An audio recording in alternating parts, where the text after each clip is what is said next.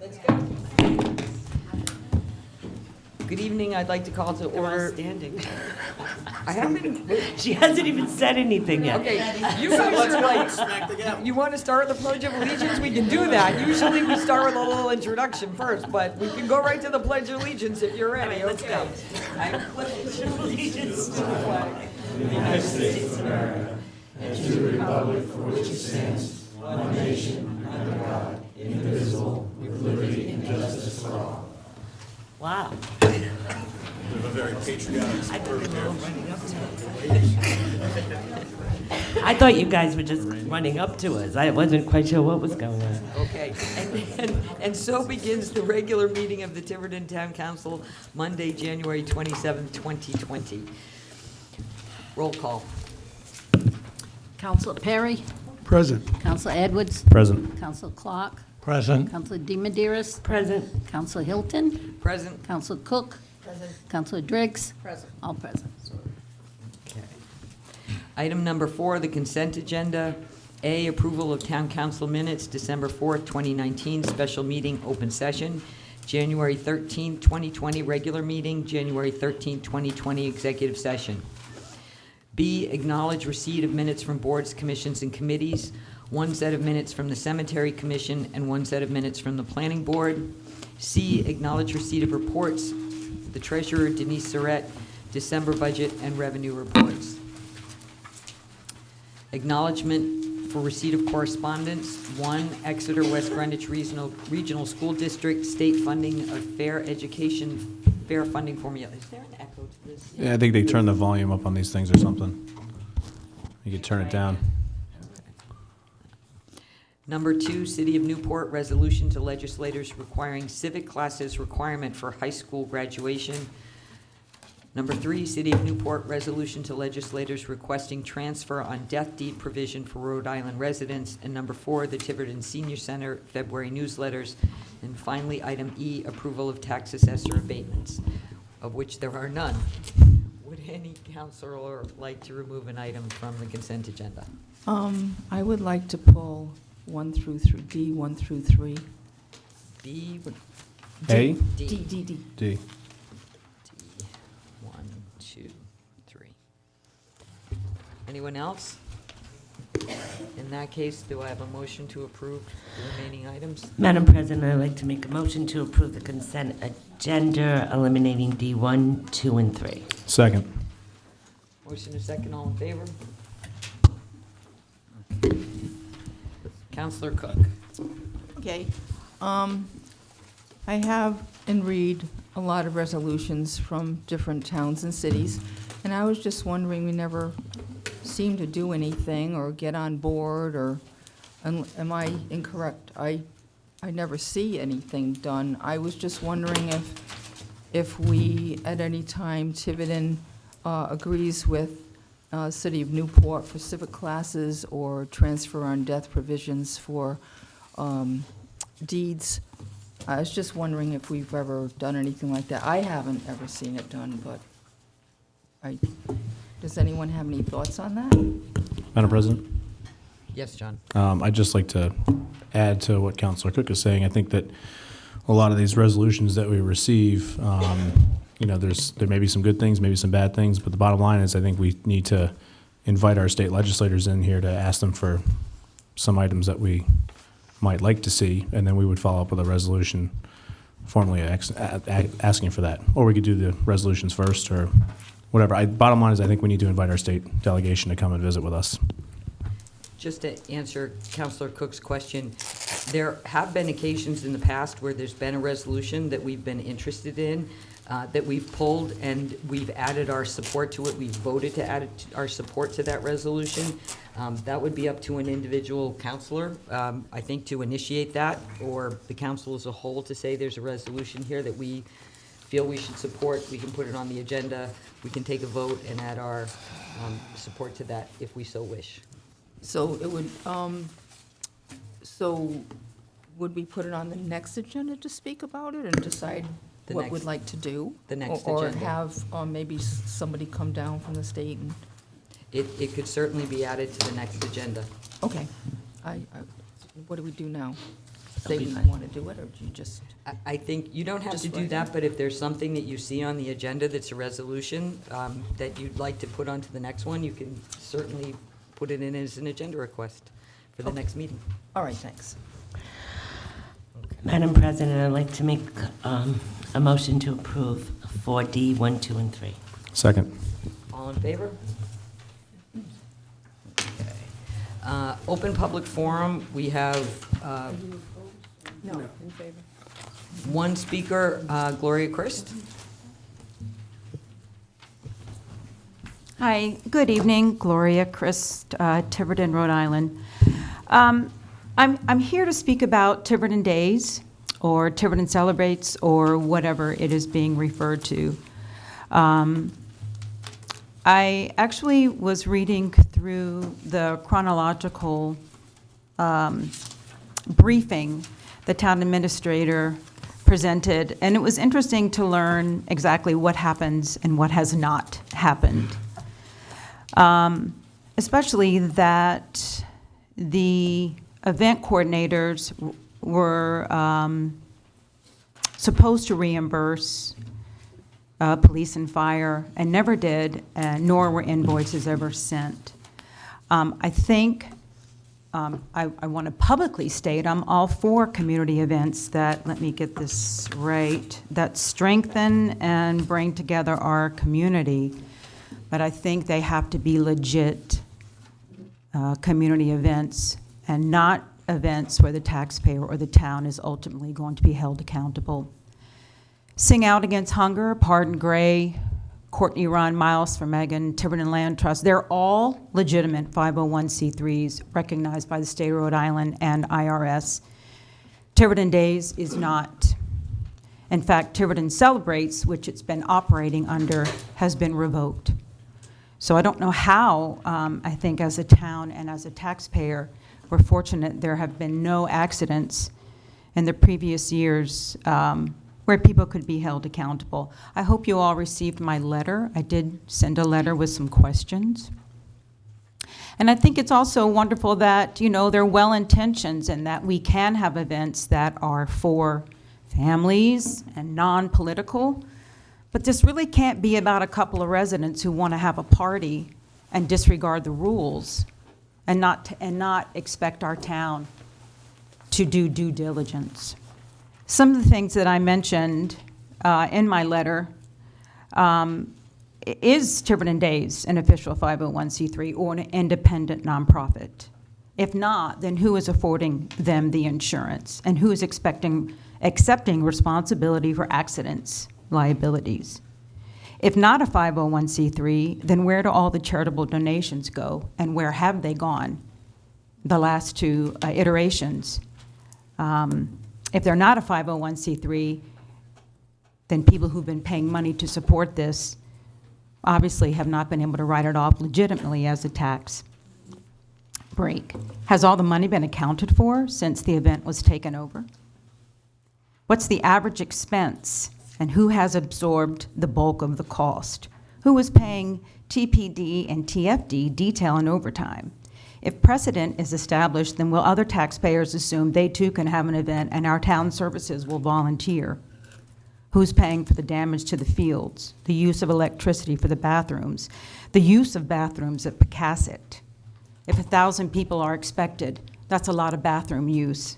And is the maintenance crew for the elementary school expected to clean up and volunteer their time? Who's paying for $20,000 worth of fireworks? And who will clean that up? Who's paying for the bands, the barge, the food trucks? If they were charging $5 and they're expecting 1,000 people, where does all that money go if everybody is volunteering their time? If private donors contribute with stipulations like commenting on a parade, who's responsible when the commentary becomes inappropriate and racist? If the event is nonpartisan, or the event planners are now catering to a specific group in town to cover cost, and then what? Private and grant money went into the renovation of Grinnell's. It's a beautiful vista for our town. It's completely changed the whole vista of Main Road. And while it is a community space, it's not a free-for-all. I take great offense to Tiverton Days Planning Committee that they see nothing wrong with opening up the potential to trash the site, the bathrooms, and the landscape. So who pays to restore the damage?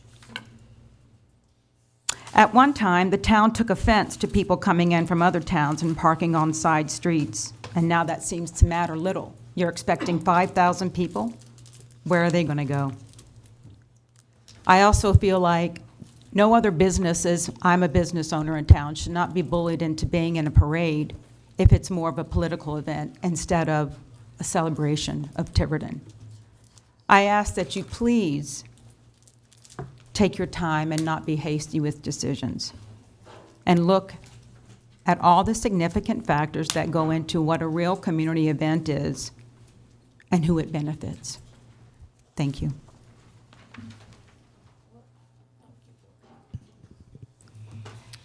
Okay, our next item is number 6, a presentation. Carrie San Angelo, the Executive Director of the Tiverton Wastewater District, who's going to make an announcement. Oh, and I see Leroy Kendricks is here. Welcome, Leroy. Regarding the sewer expansion project in the Robert Gray and Riverside Drive neighborhoods. Welcome. Madam President, you missed Pat, the real rock star of the district. We'll be brief. First of all, thank you for letting us get on the agenda. I'll be brief because this is really Carrie's show, but I've been a part of the Tiverton Wastewater District starting in 2007, so that's almost 13 years of service to the town. And I'm very happy today because today we awarded an $8.6 million contract to a contractor to put sewers in over in Riverside Drive and Robert Gray. Congratulations. It's been a long time. I think of the song, it's been a long time coming. But I just wanted to thank the council for support and the previous councils that allowed us to become a district back in 2013, 2014. And the town gave us the resources to become a district and to serve the town. And just a few things. Since we've left the town, when we first formed the district, we had about 350 customers. We now have 670 customers. We have 4 sewer pump stations. We have 8.3 miles of sewer in the ground, and our waste goes to Fall River. So we now, after 5 years of existence, we have a pretty legitimate district, and we're with this project, it really basically gives us critical mass to go on in perpetuity. It's going to add about 180 people, and plus the people that abut the sewer already. In a year or two, we'll be approaching over 900 customers. So it's really a cause to celebrate, and I appreciate you giving us the time to do that. Just so people understand why we exist is, we want to safeguard the public health and safety and protect our groundwater and our water sources and wastewater management in general in Tiverton. Because of the Cesspool Act of 2007 and the upgrade of that act in 2015, we needed to put sewers in certain areas of town that would benefit from sewers, and that's in that northern area, and have the residents who would benefit from that pay for it. That was important. We also exist to support the town's on-site wastewater ordinance and management plan of 2003. And so what we can do to assist the town, we're here to serve the town in that capacity. But the other important thing is to educate the public, our children in the schools, the adults, on the importance of our environment and sustainability. We want Tiverton's groundwater to be safe. We want the public to be able to enjoy the water areas, the waterfront areas, et cetera, and the water bodies around town. And that's our mission. And so I'll turn it over to Carrie. Thank you so much for the opportunity to speak tonight, and thank you so much for your support of the district since our inception in 2014. With that inception, our initial general manager, Lisa Andromelos, began working with the United States Department of Agriculture on securing grant and loan funding to actually create this project.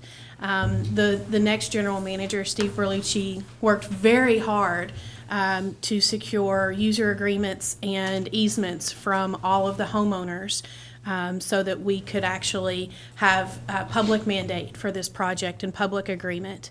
Our former executive director, Matt Woodcock, retooled this entire project when it had to be rebid a second time.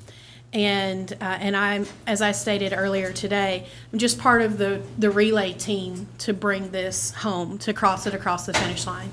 So today, we actually announced that D'Amber Construction Company has been awarded both the public and private contracts of our Phase 1 sewer expansion project. This brings critical sewer infrastructure to the Riverside Drive and Robert Gray Avenue areas of Tiverton. That represents approximately 180 connections, and between the 180 connections from this project and the approximately 50 connections with our abutter project, we are representing a 37% increase in growth in our business in a matter of 2 years. And when you're discussing public infrastructure growth like that, that's unheard of. And just to put this into terms of dollars for you, the total amount of the award that we received is $8.6 million, and almost half of that is all grant money, so it's free. When we made a promise to the people of Tiverton to provide them assistance with accessing this public need, that's exactly what we sought to do, and that's exactly what we have done. Thankfully to the partnership with USDA. So we're very happy that we are able to announce that this project is moving forward. We do expect to break ground in April of this year, and so things are going to be moving forward. I do have a list of roads that will be affected. We have sent that out previously in 2018, but just as a reminder and for everyone on the record, for Riverside Drive, the limits of work will be from Main Road to Route 24 and Route 24 to Poplar Drive. For Quaker Avenue, that's going to be Riverside Drive to Quaker Road. For Bowen Avenue, that's Quaker Avenue to 100 feet south. Tucker Avenue is Quaker Avenue to 300 feet north. Quaker Road is Quaker Avenue to 300 feet north. Sunderland Heights is Riverside Drive to 400 feet north. Poplar Drive is Riverside Drive to Schooner Drive. Schooner Drive is Poplar Drive to the Boathouse Restaurant. Summerfield Lane is Craig Avenue to Westerly End. Craig Avenue is Summerfield Lane to Randolph Avenue. Trailer Avenue is easternmost 100 feet to Last Street. The entire length of Old Colony Terrace. Kearns Avenue, Old Colony Terrace to Terry Lane. Robert Grave Avenue, Old Colony Terrace to Terry Lane. Brackett Avenue, Old Colony Terrace to Terry Lane. And Colonial Avenue is Old Colony Terrace to 1,200 feet east. We have secured utility easements, state Rhode Island DOT permission.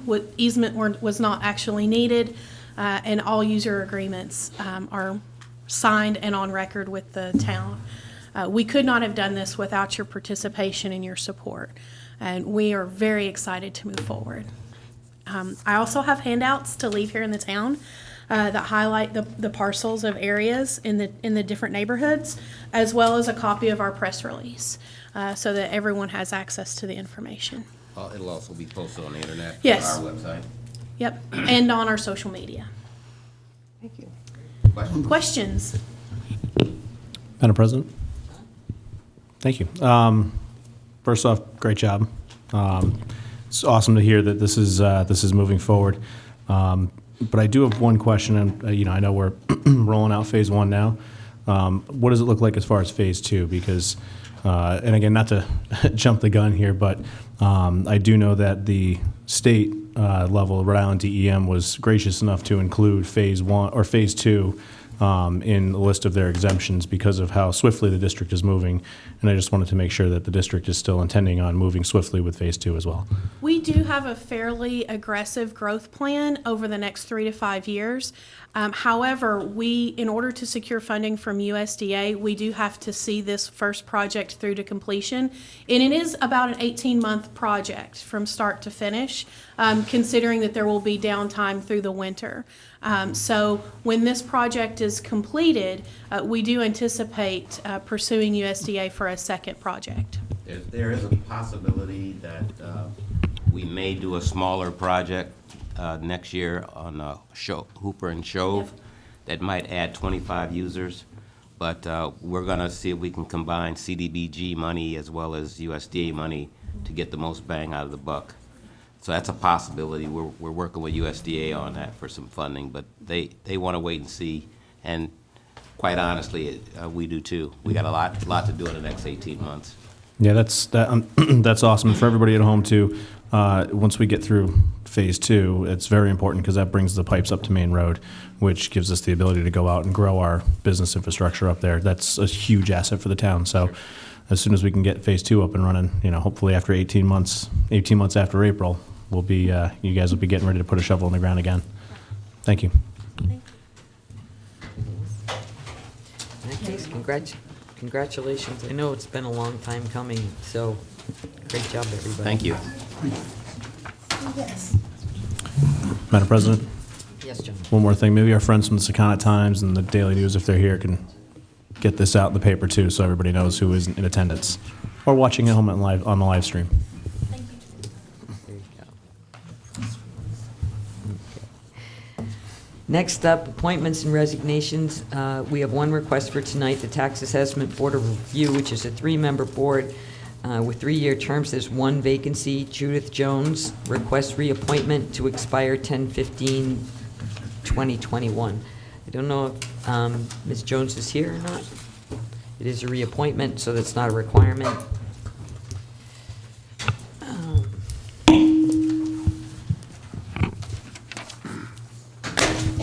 Madam President, Yes, John. if it will please the council, I'd like to make a motion to waive our normal policy on appointing, so we can appoint this evening. Second. There's a motion and a second to waive the policy. All in favor? Okay. All right.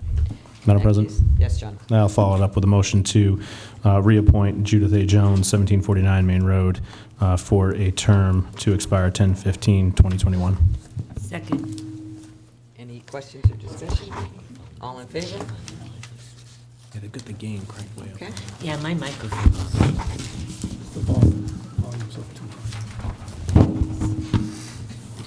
Next up, under general business, the recycling center.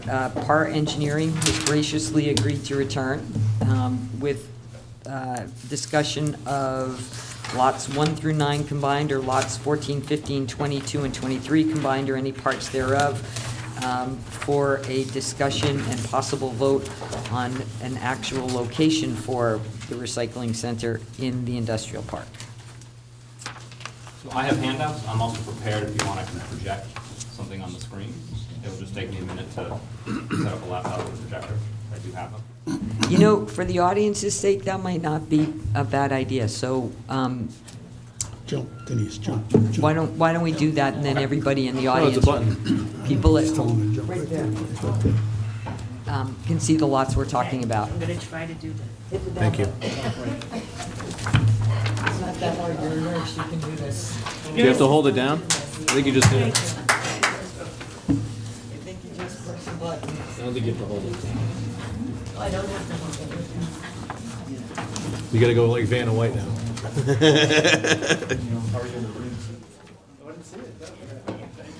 do have to move out.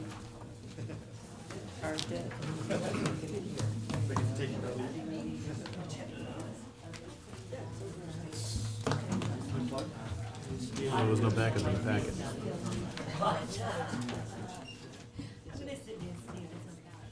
Was it under something else?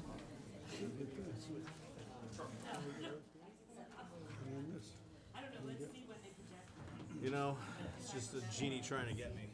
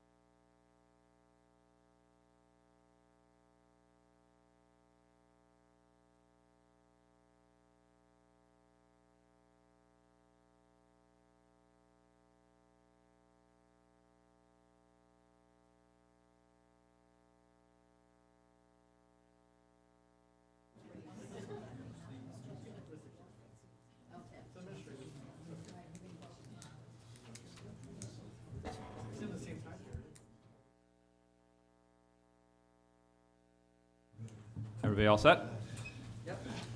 Good. Well, thank you again for inviting me. It's always a pleasure.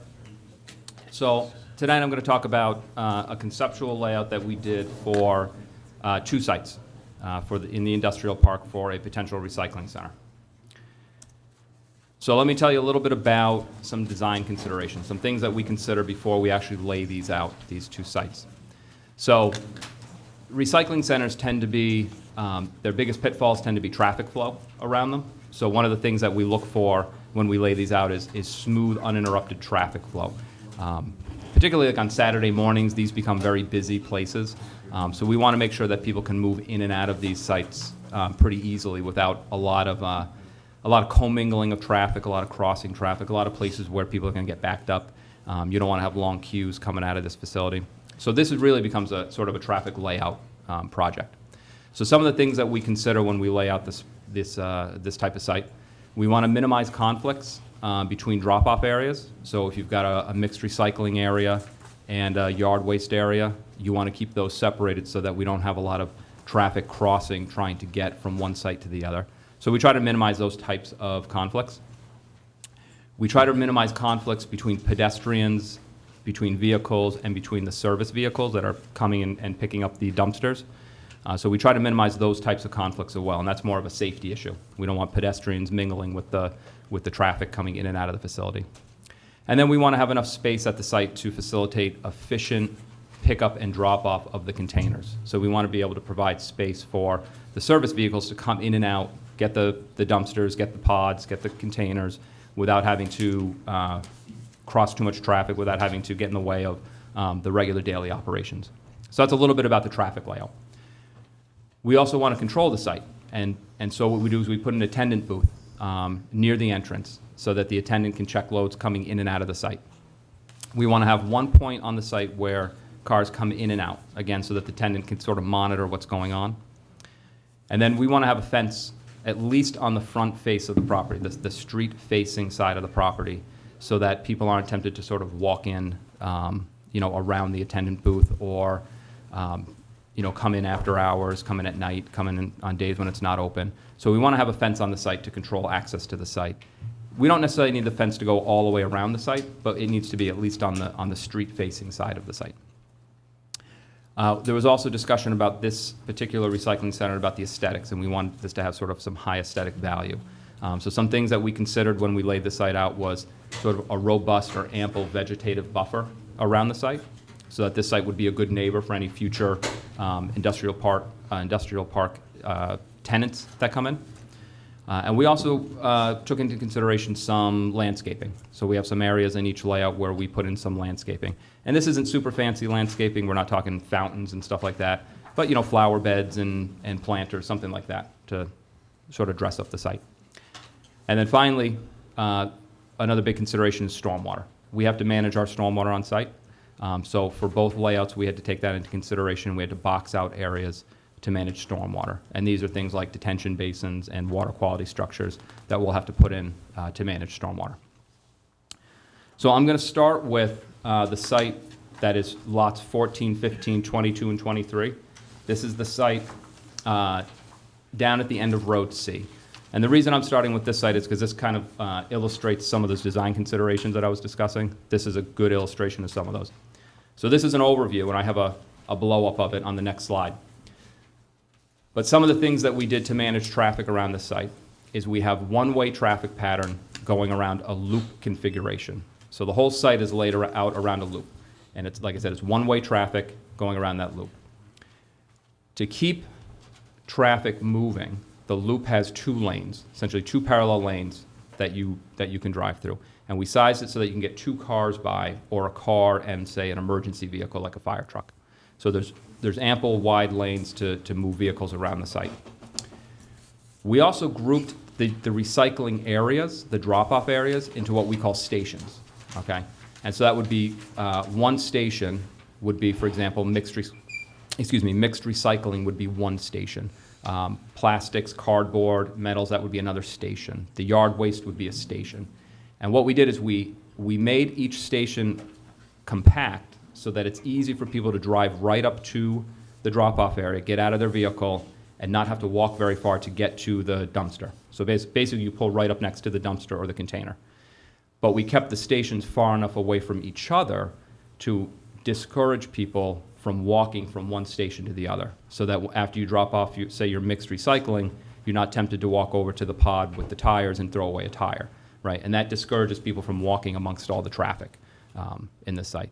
So every station, like I said, is sort of compact amongst itself, but it's separated from the other stations. You can see well, I'll show it on the blow-up slide here in a second. So what I'll do is I'll walk you through some of these stations and how they're laid out. So on this first site, as you enter from Road C, right here, you pass the guard booth or the attendant booth, and they would check your load. They would check to make sure that you're not throwing trash away, that you don't have anything in there that's not allowed. And they would help, direct you to the area that you're going to. So if you're not sure where you're going, you ask the attendant, where's the mixed recycling, where's the yard waste drop-off, and they would direct you. So the first station is the mixed recycling station, right? As you come in, you pull off the road entirely to go to the mixed recycling, right? So this helps to minimize queuing out into the street. So you're not blocking traffic to stop and drop off your recycling, right? You pull entirely off of the access road to the mixed recycling area. We have provided for 4 spots in the mixed recycling area with 2 dumpsters, 2 recycling dumpsters. Each dumpster is going to sit on, each dumpster is going to sit on a concrete pad, and we've sized the pads to provide for 2 dumpsters on each pad. And the reason we did that is so that we can have the service vehicle who comes to drop off the empty container to make it more efficient for him to come to pick up the full one and drop off the empty one. Essentially, we provided a space where he can come in, he can drop off his empty, move right over, pick up the full one, and leave, and not have to jockey around a lot of containers to do the pickup and delivery. So each concrete pad, like I said, has space for 2 dumpsters. Once you're done dropping off your mixed recycling, you pull back into the main access road. You can then turn around and leave, or you can move on to the next station. So the next station would be your plastic, metals, cardboard. We have 4 dumpsters for those. Right now, we're showing 2 for cardboard, 1 for metals, 1 for plastic.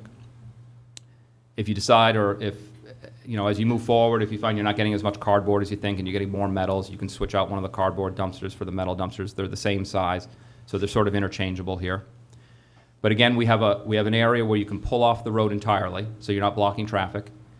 You pull off the road. We've provided for a sidewalk here in front of these containers, so that if you have multiple things you want to drop off, say some plastic and some metals, you can pull over, you can get out of your car, you can stay on the sidewalk, remove the plastic from your car, put it in the container, walk back to your car, get the cardboard and the metal, dump that in, and never have to walk around in traffic. You get back in your car and you leave the recycling area, or you move on to the next station.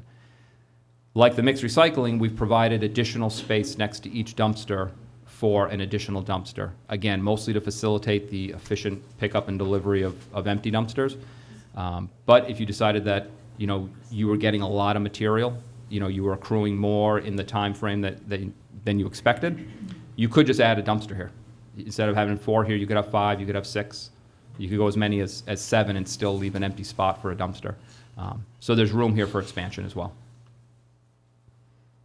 So then moving around the center, the recycling center, the next station is your mattresses, tires, white goods, and e-waste. And we put these together because these are smaller containers. These are probably more like pod size, like 8 by 8. These are things that we expect to get less of. We don't expect to get huge amounts of tires every year or every month. Mattresses, white goods, these are things that you get less of. So the containers are smaller. Just like the other stations, we have an area where you pull off entirely, so you're not blocking traffic. You can drop off your white goods, your mattresses, and then you can move on out. The next and last station is the yard waste area. And so we have programmed in here right now. What we're showing is a pretty simple, about a half-acre box to drop off yard waste. If we find that a half acre is not enough to store and process yard waste, we can easily, within this footprint, expand it to an acre without much problem. If we decide we want to go with a much more robust yard waste, maybe composting program, maybe we're taking in food waste in the future, something like that, we could expand this whole program to some of the adjacent parcels on the other side of Road D, which is something we had considered at the last meeting. So then as you leave the yard waste area, you can pull out, or if you're so inclined, you can go back around the loop. But this facilitates, like I said, efficient transportation, efficient traffic around the facility. We've blocked out some areas here for stormwater management. We may use all 3 of these areas. We may only use 2, depending on the final design of the site. But we've blocked out some areas for yard waste. Like I mentioned, for aesthetics, we've included a very robust vegetated buffer. It's about 40 to 50 feet in most areas. What we actually used was the zoning setbacks. We said, all right, let's take the zoning setback and make that a vegetated buffer for now. And so that would provide, like I said, ample screening to some of the neighbors that might eventually come to the business park here, to the industrial park. We also called out some areas for landscaping. Over by the mixed recycling area, we've got a small landscaped area here by the other recycling area. This center island, we actually thought maybe we would just leave wooded and not actually clear it when we clear for the rest of the site, and have mature trees in that middle landscaped area. If we decide we don't like the trees there, the trees are not healthy, and we want to get rid of them, we can always make this a landscaped area as well. So some aesthetic considerations. So that is essentially the layout for sites 14, 15, 23, and 24. So sort of a quick overview. Before I move on to the next site, and I'll get into costs on a future slide here, but before we move on, does anybody have questions about this particular site? I do, but I'll hold them until the end. Okay. All right, so this is lots. So at our last meeting, we had discussed expanding this to lot 4. There was also discussion about expanding this to include lots 1 through 9. For now, we just included lot 4. We could further expand this and look at lots 5, 6, and 7, 8, and 9 as well. But for now, we just have lots 1 through 4 included on the second site. So this site is proving to be more challenging than we had originally anticipated because of the steepness of the topography and some areas of rock outcrop that exist on the site. So my engineer went out there, he took a look at some of these areas. Since we did this last time, laid out the constraints last time, we have since been provided the survey of the site, which shows in much more detail the topography of the site and sort of the steepness of the slopes here. Of the 4 lots, the southern part of Lot 3 and Lot 4, which is this southern half here, are the flattest parts of the site. So we push the recycling center down here toward this flatter area. We're still up against, we're pushing up against a real high spot right here and a high spot right here. There's also another high spot right here, but that's not as impactful. So we've sort of shoehorned our site into this sort of triangular shaped area down here between these 2 high spots and the southern property line. So it's a little bit more compact than our original site. Than the site that I just walked through, the one on Road C. Some other considerations. So when we had originally conceived the site, we thought we may be able to access it through Progress Road. We looked at some of the permitting documents for the industrial park, and it actually shows a fairly significant entrance here sometime in the future. And I apologize, my label's covering it, but there's actually a divided island right here, and some landscaping and some sidewalks that extend out to here, which would preclude us from entering the site up here. As we go further south on Progress Road, the topography is very, very steep, and it would preclude us from trying to enter the site right here. We're talking about from here to here, we're talking about almost a 30-foot pickup in elevation from this part of Progress Road to this high spot here. So actually the most practical way to enter the site, based on the constraints, is actually to come off of Road B. Road B is not actually built yet, so we would have to build a small section of Road B to access our site. Let me jump to the blow-up of this plan. So once we get on the site, the whole site pitches from north to south. There's about a 16-foot elevation change from the northern part of our developable area to the southern part. And because of that change in elevation, this site actually lends itself better to a 2-tier layout, whereas the other site was all essentially a 1-tier system. It was all flat. Everything was on the same level. This site, being a 2-tier, means that as we enter the site and we go to, for example, the mixed recycling, we would have vehicles up here on an upper tier, and we would have the dumpsters on a lower tier, probably separated by about a 4-foot retaining wall. And what you would do is you would pull up to the mixed recycling area, and you would actually put your recycling over the railing into an open top container down below, which is similar to if you've ever been to, like, say, the Barrington Recycling Center, that's how they do it there. It's a 2-tier system. So with this site, we employed those same design considerations. We have one-way traffic in and out of the site. We have traffic lanes wide enough to get at least 2 cars by. We've employed the same stations as we did on the other site, but in a little bit different order. We kept the stations separated, but not quite as separated as they are on the other site. Again, we're constrained a little bit by the topography on this one. So your first station that you come into is the mixed recycling. And here, because of the 2-tier system, we actually have only we have 2 containers here, but we don't have room for 2 extra containers here. Again, because we're a little bit more compact on this site. So this one you would actually pull in. You wouldn't pull alongside them. You would sort of parallel park up on this upper level and throw your stuff over into the bins. You would then move on. You could then exit the site, or you could move on to the next, the next station is up here. It's the yard waste station. So this is where we're out of order. The other one had the yard waste station at the end. This one has the yard waste station. It's the second station. The reason we put it up here is we're a little less picky on the yard waste about topography. We can live with a little bit more rugged topography for the yard waste. We just need a place essentially for residents to drop it off. The site operator can then push the yard waste around and put it on site where they want it. So we can actually utilize, even though there's some high spots here and here, we can actually utilize some of this interior space for yard waste management. Again, because the operator is not as fussy about, the topography as we are for where residents drop off. We want a more level site for the drop-off area. So we put the yard waste area right after the mixed recycling. The third station is the pods. mattresses, tires, white goods, and e-waste. Again, there's an area where we can pull off and drop off our white goods and whatnot into those pods, and then move on around to our last station. And our last station is also a two-tier station. The pods are actually all on one level, but the hard plastic, metals, and cardboard dumpsters, this again is a two-tier site where you pull up and you would throw your metals, your cardboard, your hard plastics into open-top containers. This here we would have to modify because I think this layout can be improved, to be quite frank. I think we would pull these up and make them perpendicular.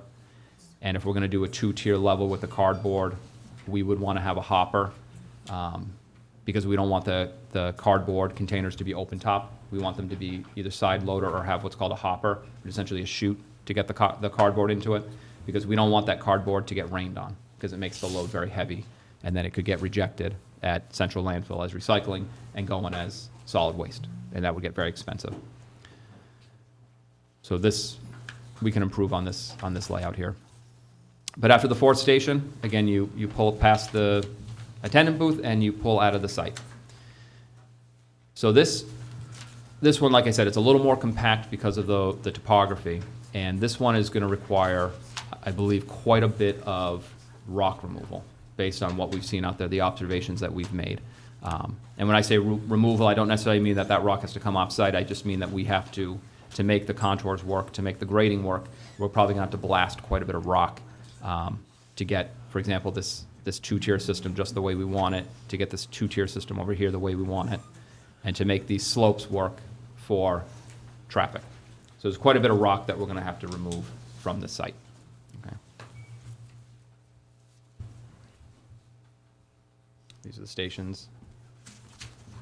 All right, so let's talk cost. So that site there, like I mentioned, that site's a little more complicated than we had envisioned, and it's primarily due to the rock, to the amount of rock that we expect we might have to remove.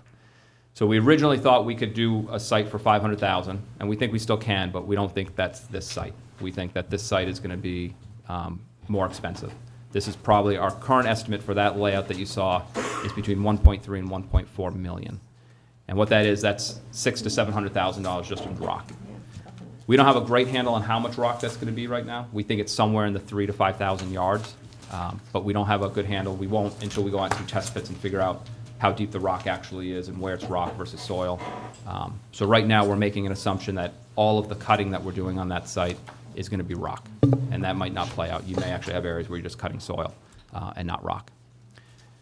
Plus, we're going to have to build part of Road A to get it down there. Like I mentioned previously, this is Road A right here, and we're going to have to build a short section of this road to get to our access point. And so that's probably going to cost another $50,000 to $75,000 to build that road. So this site is considerably more expensive than the other site. When you look at the other site, lots 14, 15, 22, and 23, right now our estimate, this is our first pass at a concept layout, right? This is not the final layout. Our first pass, we're putting it somewhere between 500 and 600,000. It's right around 550 is actually our number right now. But we haven't gone through yet to optimize the layout, the cuts and fills, so we're making some estimates based on a concept plan right now with some contingency factor in there to get to our estimate. So it's around that $500,000 number right now. Like I said, it's probably between 500 and 600,000. As we mentioned previously in other meetings, we're going to have to build Road C to get access to that site, and that's probably $150,000 to $200,000 endeavor. So all of these costs include construction, engineering, permitting, and I have a 10% contingency factor in there as well at this point. So I'm prepared to talk about schedule next, unless you want to talk about any of those costs or layout. Why don't we do the costs? Why don't we do the lots first and then we'll talk about the...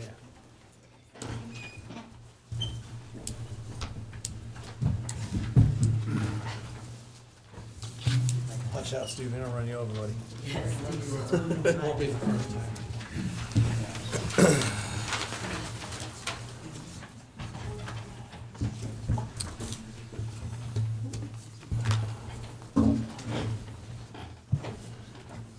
So, questions from the council?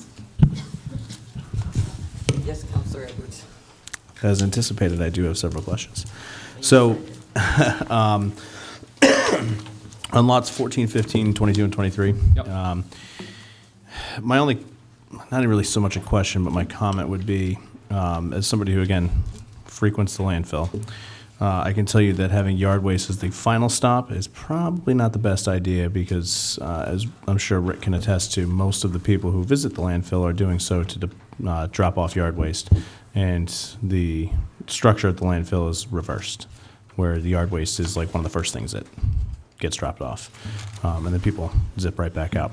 On both of these designs, again, just another comment, it seems like that middle area is rather large. And, perhaps we could reduce that, still keep the traffic flow the way that it is. And You mean this, sort of the island in the middle? yeah, this island. I mean, it looks like it's, a third of the site. Right. And,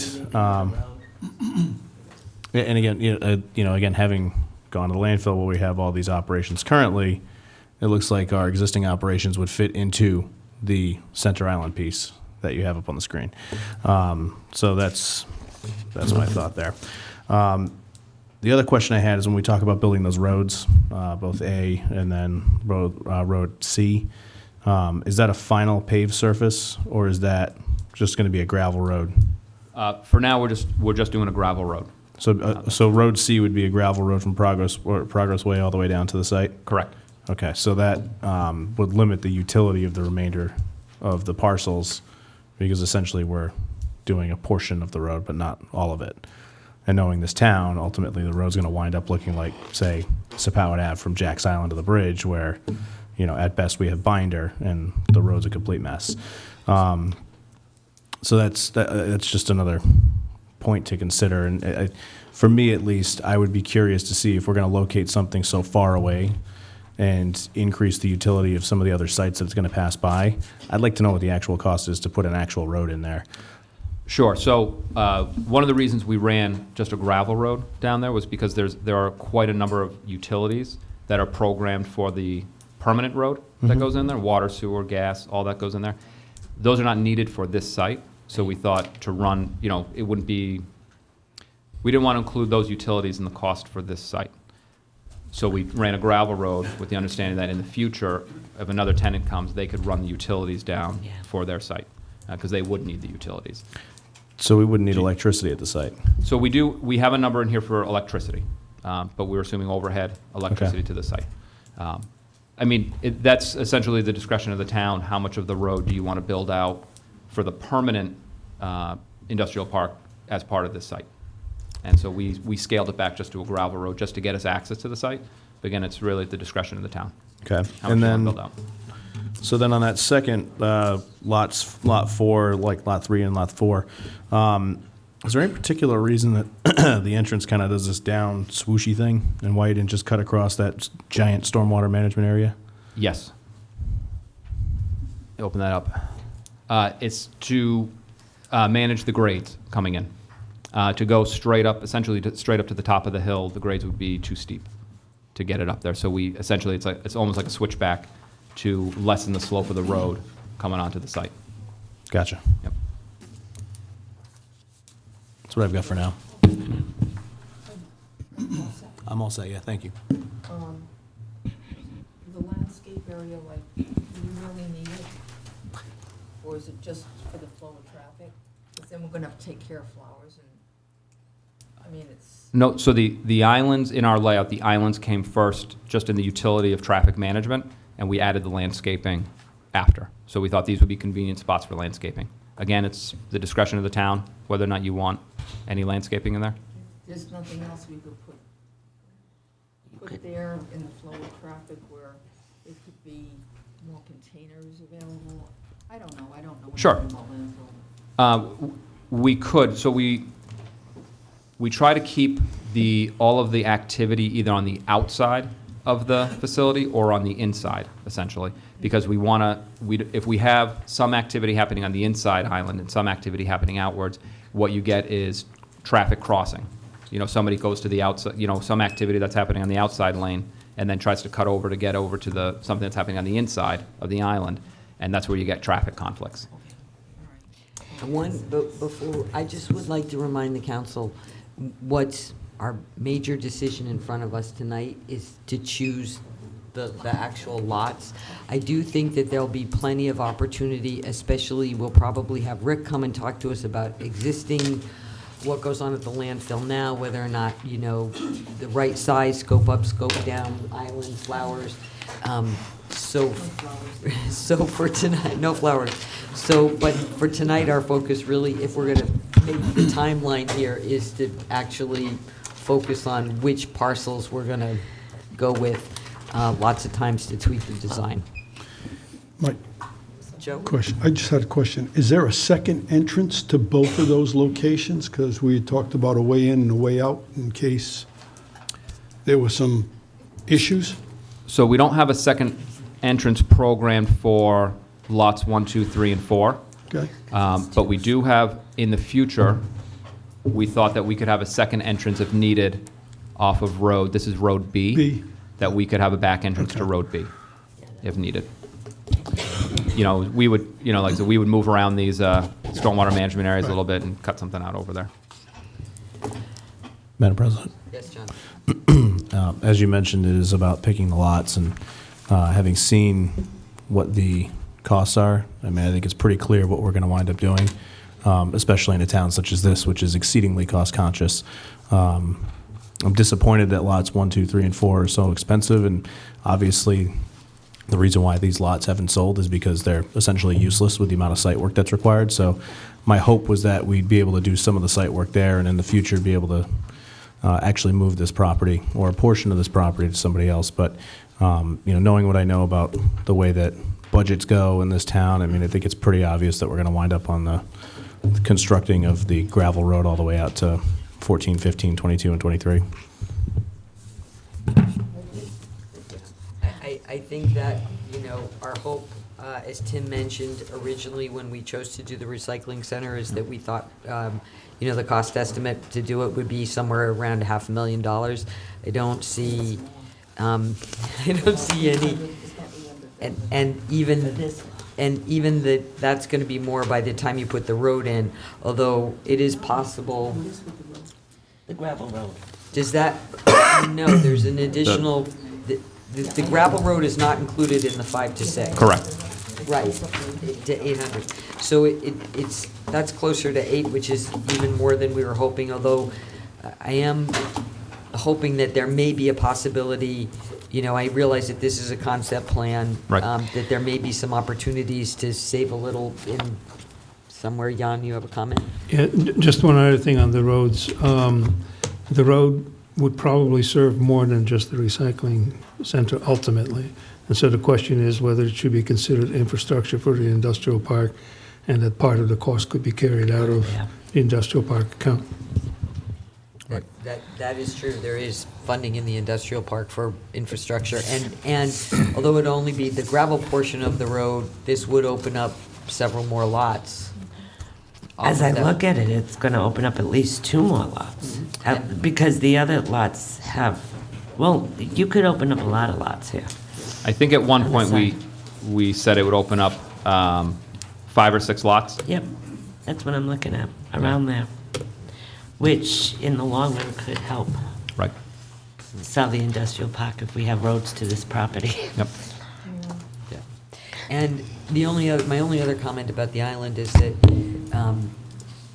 you need it for traffic flow, but it also does give us some place to expand if there becomes another kind of recycling item or another sort of thing that the state says we should recycle. Somehow, we've got a little extra space there. I don't want to be constrained and assume that we'll never have more people in Tiverton and might need a little more room, so. Madam President, I think John does have a point, though, if there's somewhere we could open up the yardways so that, there's a lot of people that just come with yardways. I've Sure. seen it also. If there's maybe getting rid of some of that landscaping area Let me, and somehow being able to access just yard space. Sure. But I don't know if you could do that, or move it, really. Yep. No, that's good feedback. So, this is our first pass at it. we can certainly reorient things in this area and have the yard waste be the first thing that you come upon. Yeah. Yeah. You could just change the direction of the traffic, really. Yeah. So, I make a motion. okay, do we have a motion? I'd like to make a motion to use lots 14, 15, 22, and 23 for the recycle center. I'll second. Any other questions or comments? All in favor? Begrudgingly. Okay. All right, onto the timeline for this. Well, we're ahead because we're a week ahead on site selection. We bought ourselves a week. So so for the timeline, what I did is I started with the assumption that we would want to open around the beginning of November, right? So the landfill is going to be closing end of November, so it would be prudent to have something in effect before the landfill closes. Maybe not absolutely critical, but it would be, I think, prudent to have something in effect. So I started backwards from an 11/2, which is Monday, the first Monday in November, having that be the day that this opens officially. Site 22, or 14, 15, 22, 23, that site, that's probably about a 5 to 6 week construction period. If you get a good contractor that knows earthwork, he can do that in probably about 6 weeks. So what I did is I backed up from there, 6 week construction period. Usually before construction starts, he will get his notice of award. He gets 2 weeks after his notice of award to get all of his paperwork in order, and then he gets his notice to proceed. And then he usually gets 2 weeks from the time he gets his notice to proceed to mobilize and get on site. So those notices take up about 4 weeks. So you work backwards from there. We budgeted about a month, another 4 weeks to do the bid review and the award. So once we get the bids in the door, we review them. We give you folks a letter that says we reviewed the bids and this is what they are. Council makes an award. That process, we budgeted about 4 weeks, depending on when meeting schedules are. We budgeted a month for the bid, which is pretty typical. We've got a 4-week bid period, so this is the contractor's time to put his bid together. And in that time, we do a pre-bid meeting with the contractors. We usually walk the site. They have questions that they submit in writing. We prepare written responses, so it's about a 4-week period to go through. We need about 2 weeks before the advertisement date, before we put this out to bid. From the time we get the DEM's final comments on the permit, we need about 2 weeks to put the actual bid package together, get it advertised, and get it on the street. We expect that I consulted with some of the other engineers in the office right now that are doing DEM permitting also to see what their experience has been with DEM. And we think probably about a 10-week DEM review permitting period would be appropriate for this site. And what that includes 6 weeks for their initial review. They get us their comments on the stormwater and on other elements that they might comment on. We've budgeted about 2 weeks for us to respond in writing to their comments, and then another 2 weeks for them to get us the final approval letter. So that's about 10 weeks. That's 10 weeks right there. So working backwards, we figured about a 10-week design period to take this from this concept level to final design, and that includes meeting with the town, going over different layouts, doing cuts and fills, grading, that type of work. That's about a 10-week period. When we backed into this with all these weeks, we got to a selection date of February 3rd, which is next Monday. So effectively, we would have to have the site selected by next Monday. So, like you said, we're a week ahead of the game. We bought ourselves a week. Don't worry, I'm sure DEM will eat up that week for us. Yeah, I was just going to say. So, I think the next step is for our solicitor and for our town administrator and potentially the treasurer to figure out how exactly we do this vis-a-vis the budget and the fact that we have a upcoming, budget FTR. And so how we work out the funding for this, I have to admit, I'm not entirely sure. Because some portion of this may be due before the FTR. It'll have to obviously be, put into the budget, and hopefully the citizens want this, it'll be adopted. So I think that's up to you guys to maybe help us out answering that. And then obviously, you know, at least in my opinion, you know, cost is critical here, so in any places during the design process, during any of the process that we can find to save money, if the, you know, DPW says, listen, this part of the work we can do, I think that we should, you know, all be looking to make this as cost-effective as humanly possible. Madam President, maybe we could think about that infrastructure money to use at the beginning if we could do some of the infrastructure right away, the roads and that kind of, because we do have, I don't remember, I did know how much was in there at one point, but, so we do have that money in there. And I have a feeling this will be on our agenda probably pretty For the rest of our regularly lives. for a while. Can I ask something? Are we allowed to borrow, because we don't have the FTR right now, borrow what we need out of the pay-as-you-throw? It does have to do, we would put it back, because, I mean, you still got to close the landfill. But there is money there. Is there any way you can do that? I don't think we can. I just thought I'd ask. No, Yeah, it's a we've good tried idea, many but the times. resolution that says what that money goes for, I don't think we can change asked that. I asked that question before, Yeah. and he said, no, it's restricted. I think we talked about that. Yeah, I did, it was It restricted. comes up every year. Does anyone else have any other questions for Tim? No, In that case, Tim, thank you. Thank you, very Tim. much. You're welcome. DPW Director Rogers? Yes, Madam President, do we need a vote, DPW and PAR, do we need a vote that authorizes PAR to proceed? I think that that's going to be part of the question for Jan and the solicitor. PAR has an agreement. I don't know whether or not that is amended. It's going to need a vote or not. That's why I'm saying I think there are some logistical questions that way for the town administrator to let us know potentially for the next meeting.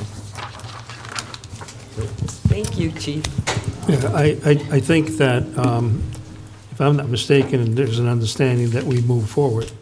Yes. And we'll find a way to move forward. And I don't think that it's something that needs to happen tonight for PAR Engineering to be able to move forward. But it's a good point in terms of, you know, are there extensions or things that need to be added to an existing contract? And that's what we'll need to look into. I know how to make it go off now. Hit the up button. Thank you very much. Thank you, Tim. Thank you for coming. Continue.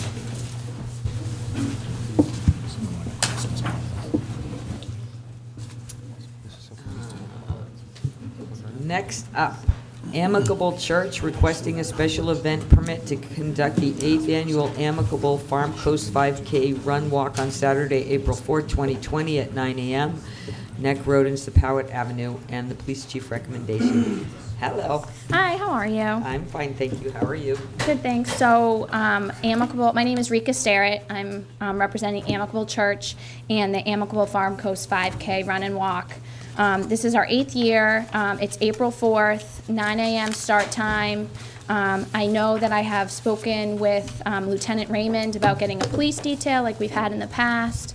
I did leave the police chief 2 messages. I know nothing has changed with the race this year. It's gonna start behind what was the Provender. I do know they have new owners. And then it goes down to Sepauwett Ave to the bridge and then turns around and ends again behind the Provender. And I put like 11:30 as end time. We're usually out of there before then, 10:30, 11 at the latest. We have everything wrapped up. And Chief, it says Chief Jones' recommendation. I'm getting the thumbs up from the back. So, I mean, I know you've had this event many times, and it's pretty familiar to everybody. And you did mention you have a few details. Yes. Any questions from the council? I'm just gonna be trapped in my house. You can't even go. No, it blocks me off both ends. Well, just plan on yard work. So, Stay in bed late that day. I got a 1-year-old that doesn't work. I'll make a motion yep. that the Amicable Church at 3736 Main Road requesting a special event permit to conduct the 8th Annual Amicable Farm Coast 5K Run Walk on Saturday, April 4th, 2020 at 9 a.m., Neck Road and Sepauwett Avenue, with the police chief recommendation, which is yes, be approved. Second. There's a motion and a second. All in favor? Good luck. Hope you have sunny weather. Thank you. Thank you. Next up is C, George L. Zabak, Tiverton Days, request approval for special event permit for community parade on Main Road, Family Ties to Little Bear, on Saturday, July 25th, 2020, beginning at 10 a.m. Excuse me, Madam President, I'm Kelly Levesque, the town sergeant, and per my Rhode Island Ethics Commission advisory, I need to recuse myself at this point as town sergeant, and I will continue my town sergeant duties as soon as Tiverton Days is done discussing. I don't even know where she is. Good evening, everybody. My name is George L. Zabak. I'm going to need 3 minutes, and I'll make it very sweet for everybody and save everybody a lot of time. For people who know me, my name is George L. Zabak. I own a small business in town. I thought I'd bring something really nice to the town, bring something back, happened in the past, something would be really fun, bring the town back together. And it seemed really went sideways somewhere, but all I'm going to say is I wasn't going to respond to a lot of stuff that was said tonight, but I pass this to you all. It's a letter from the treasurer to state that we have no outstanding bills, we have no outstanding invoices. She had personally called all the department head to ask if there's anything open, and they were told not. There's $7,000 in the account. It's in the treasury of the town. There's nothing. We're not throwing a party. I work 12 hours a day, 7 days a week. I don't have time for parties. I just thought something would be fun to do. So to save a lot of aggravation, I already lost enough friends over this. I withdraw all 3 items off the agenda tonight. I'll take it back to the committee, let them decide what they want to do. Sorry, this is how it went, but I withdraw all 3 items. Thank you very much. Have a great night.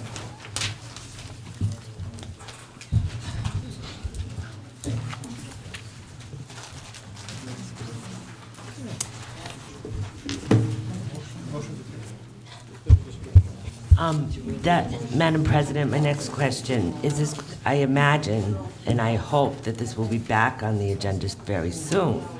So do we table it, or we have to start all over? Oh, yeah, because it's all different, yeah. It's withdrawn. All right, but I do want to say something. The committee that's worked on, the people in Tiverton have enjoyed several of these events, and I hope that we will be doing something. So, thank you. Madam President. Mrs. Moran. Point of clarification, Huh? as it comes to the police department and the fire department, we had offered to pay for them, but they both refused being paid. So it wasn't that we didn't want to pay them. As you see, we have money in the account. The other thing was with the cast at school, we cleaned it ourselves. Deanna, go ahead. Just to clarify, because there does seem to be some confusion about this, and the town administrator did note this in a memo that he put together, is that while the last year's event did intend and offer to pay for the police and fire detail, for some reason, which the town administrator is continuing to look into, no invoices were ever issued. And that is the town's responsibility, not the organizers of the parade. And the town administrator does acknowledge that in a memo that he put together. And that's an internal issue that, he's continuing to look into. So if there was any impression that was ever given that there were invoices or bills that were sent that were not paid, that's, for anyone who thinks that's simply not true. That's why I wanted to clarify that issue. And with the cleaning of the bathrooms too, there was no expense we paid for that. Madam I do President, believe. the matter has been withdrawn. and it would really be inappropriate now that it's withdrawn to have this conversation. Thank you, Mr. Solicitor. Okay, next item. Would be Counselor Cook, discussion with Tiverton Days regarding update on permitting process. Okay, I'm going to withdraw that. I didn't know that this was going to happen, so it makes no sense. The only thing I'm going to do is that due to a report by the town administrator, I'm just going to, for the record, give Jeannie my response, and that's all I have to say. No, this is Counselor Cook's separate item, item F. She just said she wanted to withdraw it. Right here. Yeah, what they're saying, Donna, is you said you were gonna withdraw it and now you're. But she can still do that. She can certainly provide to the It's just council a rebuttal. That's That's fine. all. I'm just going to Become give part to of the public Jeannie. record, and That's it. Okay. That's all I want to say. thank you. Okay. Give it to the clerk. Oh, the clerk. Oh, they've been good. Oh, the other clerk, sorry. Sorry, I think not used to Nancy has it now, you're all done for. Stereo over here. Thank you, sorry. So, Madam item- President, Yes. will that make its way to the rest of us? Yes, it's a Okay. public document. Item G, this is actually under my name, which is a vote to request the solicitor review and report back to the council regarding charter complaints through municipal court and the municipal court enabling legislation. As you know, we have a charter, and we have a process for charter complaints. And last year, there was a charter complaint, and ultimately, charter complaints end up at municipal court if they make it through the various steps. And our municipal court judge wrote an opinion that he felt that the municipal court couldn't handle a charter complaint, in part because he was conflicted, because he was appointed by the town council, although there is a provision in the charter for that. But more than that, that the enabling legislation, the state enabling legislation that created our municipal court doesn't allow the municipal court to hear charter complaints. So I'd like us to ask the new solicitor to please look into this and determine whether or not he agrees with that opinion or not. And if so, now is the time, if we need to ask the state legislature to change that, we need to do it now while they're in session, because I don't think it's right that we have a charter, but no one can be held accountable to it because you can file a complaint and it's going to go nowhere. So the intent of the charter is to have a complaint process, so we need to get this resolved one way or another. That was my request. You don't need a vote or anything. Well, I'm We need a asking, vote. I'm Okay. asking for one, yes, please. I'd like to make a motion to request the town solicitor to review and report back to the council regarding charter complaints through municipal court and municipal court enabling legislation. Second. Any other questions or discussion? Time frame, Madam President. A minute. Well, Tomorrow. no, but I do think if we, While they're in session. well, if the answer is, and we don't know what that'll be, but if the answer is yes, we need to go, then ideally to give our legislators enough time to get it through for this session. So there's a motion and a second. Any other questions? All in favor? Okay. Look at us, 7-0 and everything. The next one is also mine. This has to do with vote to request the town administrator, it says investigate, but I guess what I was really meaning is look into the appropriateness of Tiverton state mandated building permit fees.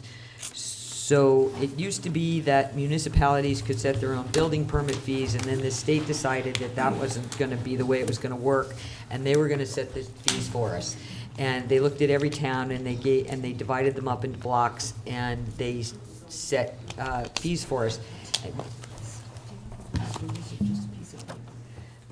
There was, I think It was just a piece of, there's I have just a piece of paper, but I do have a list somewhere here. And there is a document that Jan has that has All the building. has all of the municipalities on it. Why is the state, Councilor Cook is asking why the state is involved. I don't know why I asked myself why the state's involved in a lot of things, but we can ask them. Anyway, they divided up the 39 municipalities into, I don't know, like, I think there's 7 or 8 blocks, and we're kind of in the second to lowest. And it's not as though anybody is trying to make a fortune off of building fees, but it is fair that we charge a fee that's commensurate with the services and the staff and what it costs us to run the building office. And we're lumped in with some other very small communities like Little Compton, where I don't think they're nearly have as much in terms of building activity. So there is a process to appeal this to the state building commissioner. And it's been kicking around for a little while. I think it's potentially worth doing now because we're going to be setting the budget for, July 1st. We just had to transfer $9,000 to cover the online permitting thing that we hadn't budgeted for over to the building official's office. So if we could get this resolved potentially sooner rather than later, it may affect our building official's office revenue for next year. Madam President? Yes, John. Perhaps to Councilor Cook's question, our solicitor, who was also a state rep at one point, might be able to weigh in. So my memory, which is not always that great, but I think I was in the legislature when this happened. So there was always a concern amongst the building trades in Rhode Island that depending on what community you went to, you were being charged different fees for basically the same thing. So if you went to Tiverton, needed a new house permit, you were being charged $5 per thousand the value of the house. If you went to Situate, you were being charged $20 per value of the house. So they thought it was unfair that they wanted to have a consistent schedule that every town would adhere to. However, it was based upon the volume of business that town did, so and the cost to administer it. So, and when we went to the electronic permit system, this was just another way for them to kind of make it uniform across the state. So I think there are 5 or 6 different categories that each towns have been put into. Tiverton seems to be the next to the last lowest.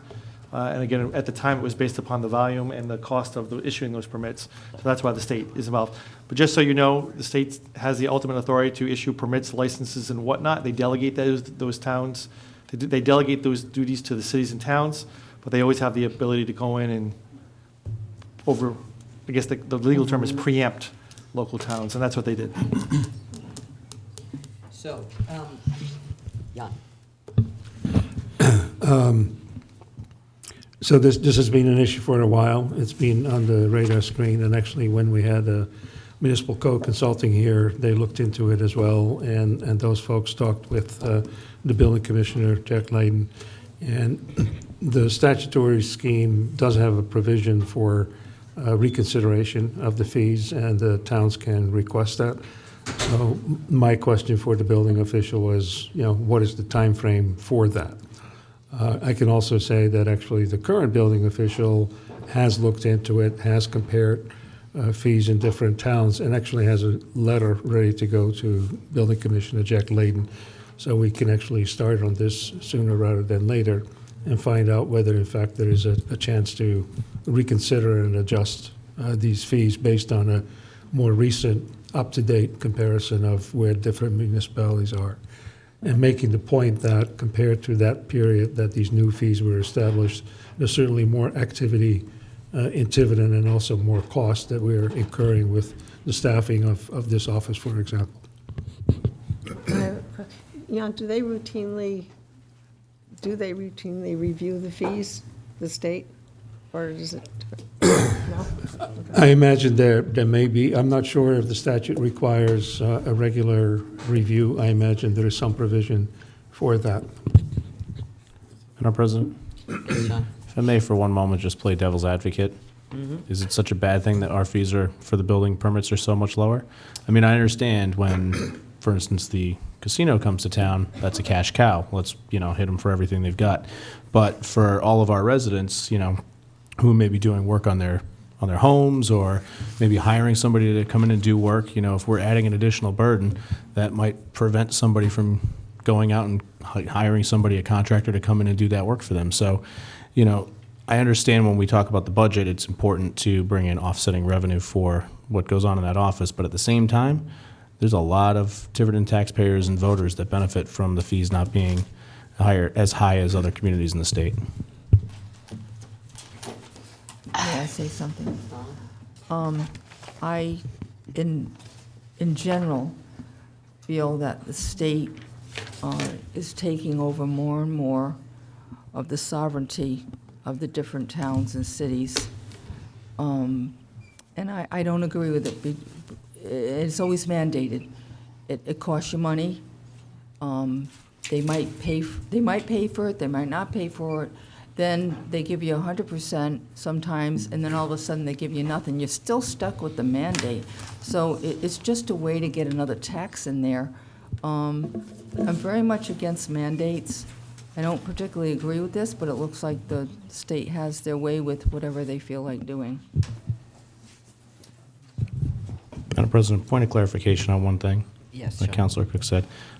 Just for everybody who's watching at home, the town of Tiverton is not a sovereign entity. The state is a sovereign entity. The federal government's a sovereign entity.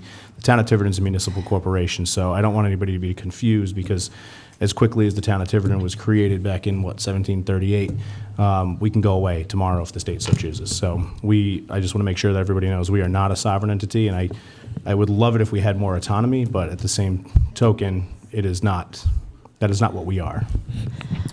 Madam President, I do agree with John to keep these costs low, but this has been coming up for a long time now, that it's costing us more to administer some of this than what we're charging.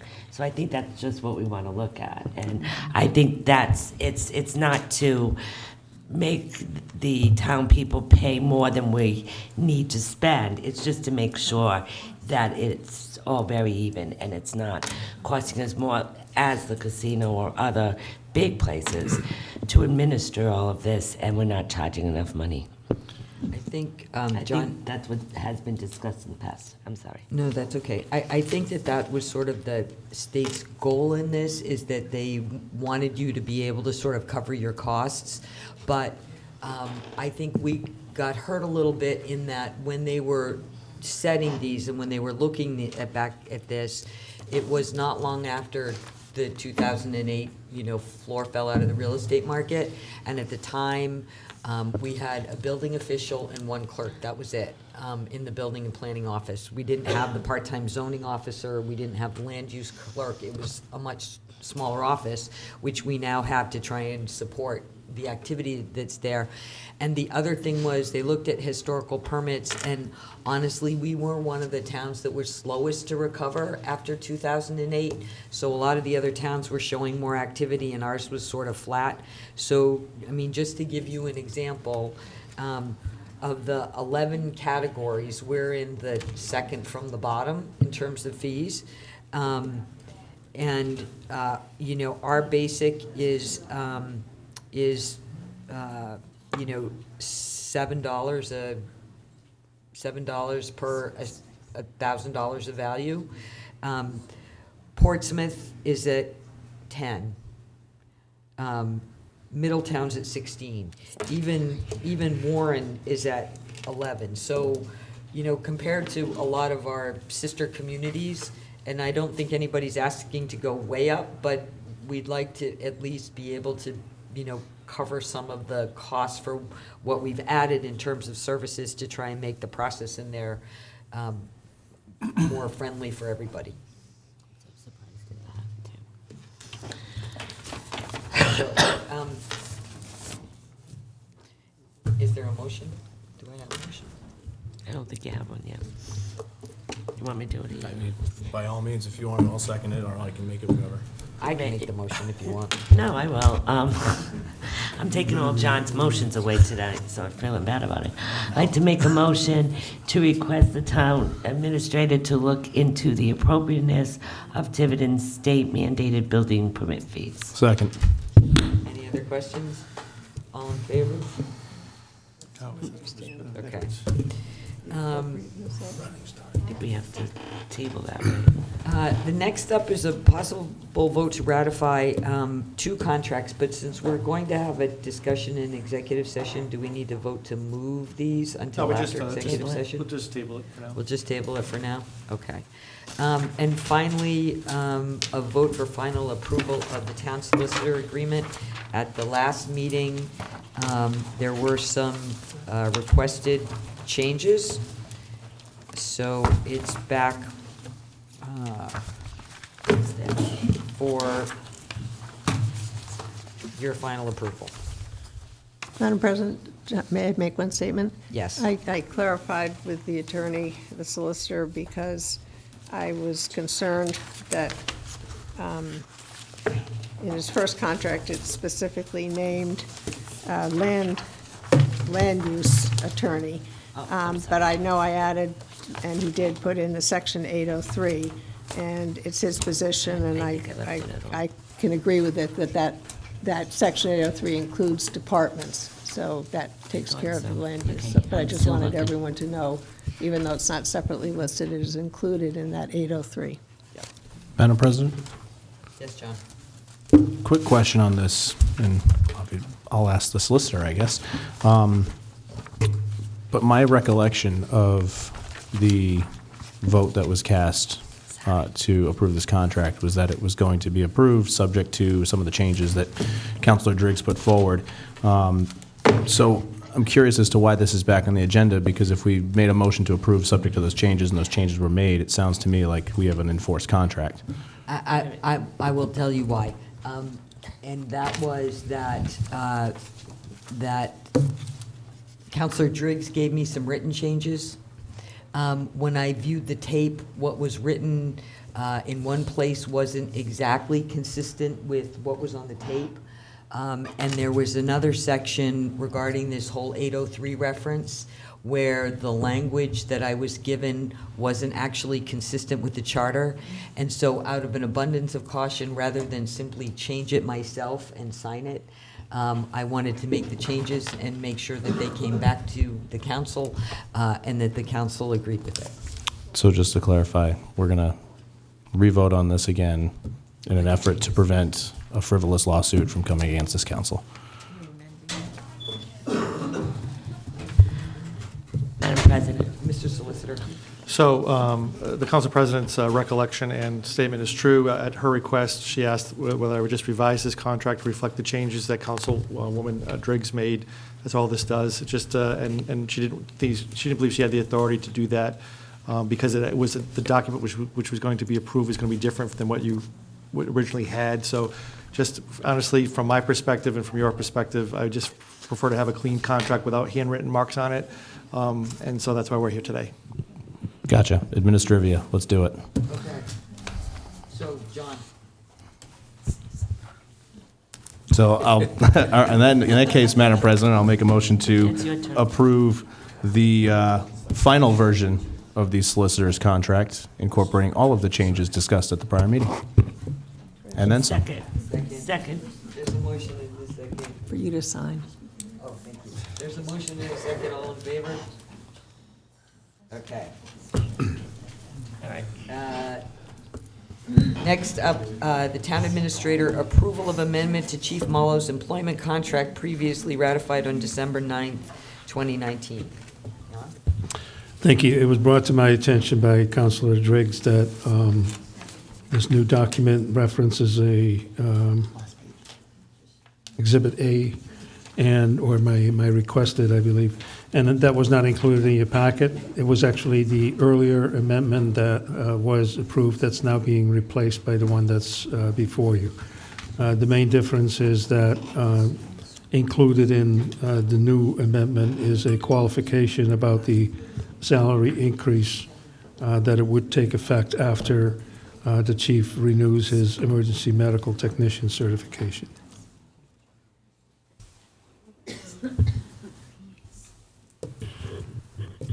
Madam President, can I? Yes. Okay. I intend to vote for this. I just wanted to make a a couple of observations. As you know, I was not at the meeting where the December 9th meeting, but I'm aware that there's been an Open Meeting Act about certain things that happened during that meeting, and I'm just really hoping that this is a voluntary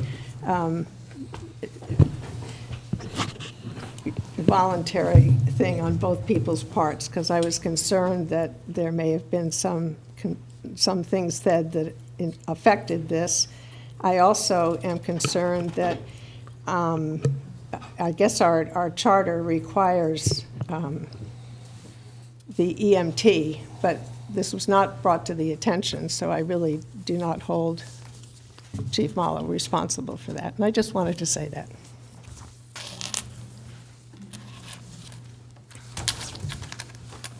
Any other questions or comments? I just want to know when is your EMT, the instruction for it over? Do you know when that is? Yeah, I'm registered in a program that begins in the beginning of February, and it is a 6-week program. 6 weeks. So what's happening to his pay raise in the meantime? He keeps it? Is he keeping it? Yeah. Yeah, okay.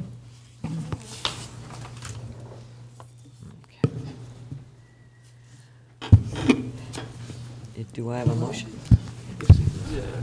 Madam President. Yes, John. I'm sorry, can I just get some clarification on that? Because if the answer to that was yes, that's not the way, it's written. I don't. I'm sorry, I didn't understand your question, but yes, the pay raise becomes effective upon its completion of his certificate. So his salary remains at $80,000, and when he gets his certificate, it will be increased to $83,851. It's already in place, so it will be removed and then, put back in place. Madam President, I have one Yes, question. sir. So, when the chief just stated that it's already in place, that means he's currently being paid Yeah. a higher rate today, and what we're doing, if we approve this, is taking that away until 6 weeks from now, hopefully when the chief comes back with an EMT certification. Because he has a contract that was ratified and signed, and that was done with the council's authority. Again, voluntarily, the parties agreed, based upon concerns that were raised by members of the council and charter issues apparently, to voluntarily agree to amend this contract, which parties are allowed to do. And that's why he's before you today asking for that voluntary amendment or to the contract. So I guess gotta say one thing. I have a lot of issues with us giving out a pay raise and then taking it away. And believe me, I knew when we made the vote the last time exactly what was going to happen and what I was voting for. And I, appreciate the chief coming forward and saying, obviously it wasn't a unanimous decision by the council, and as somebody who we appoint, he's coming to us with a solution, and the administrator as well. But I have problems taking money out of somebody's pocket. I do too. Councilor Perry? Yeah, I had stated before that I was concerned about the EMT thing. When I looked into the charter, I felt that we might be violating the charter, so I was concerned about that. Then after I started doing some more research, I found some other things that concerned me, and I just felt that I should reconsider the vote because I wasn't happy with some of the things that I had found out. And that's why I did that. I wasn't intimidated, threatened, or bullied by anybody to do that.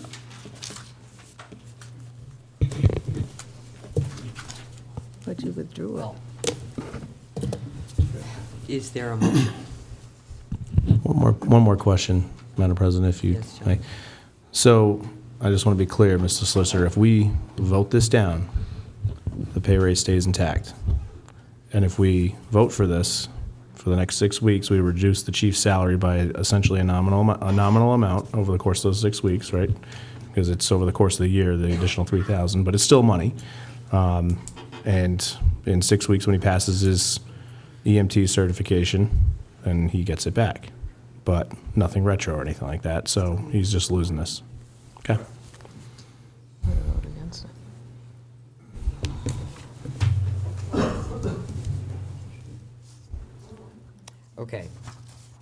Is there a motion to ratify Chief Malo's new contract? Amended contract? I'll make a motion to amend the contract. There's a motion. Is there a second? Well, I'll second it. So there's a motion and a second to amend Chief Malo's employment contract previously ratified on December 9th, 2019. Any other last questions? Denise, are you going to ask a question? This is a tricky question. I'll try my best. Well, this is going to the Attorney General, the process here, and it's again, What process? how can I put this? There is an open meetings violation concerning this subject against two of us.